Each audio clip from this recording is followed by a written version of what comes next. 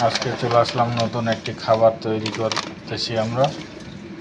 আমাদের ভাষায় হচ্ছে ক্ষীর, এর মাঝে হবে নারিকেলের গুঁড়া, আর এই যে দেখেন দুধ, খেজুরের গুড়। হ্যাঁ, আজকে নতুন একটি রেসিপি তৈরি হচ্ছে। এই দিয়ে দিলাম, এখন আপনারা অপেক্ষায় থাকেন, পুরোটা কমপ্লিট হয়ে যাবে। এখন এভাবে আস্তে আস্তে এই তৈরি হচ্ছে, এটা আস্তে আস্তে লাড়া দেওয়া লাগে।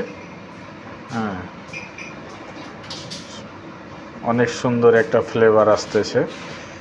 এর সাথে আছে চাউলের গুঁড়া, নারিকেলের গুঁড়া, 3 লিটার দুধ, 1 কেজি খেজুরের রস, খেজুরের গুড়।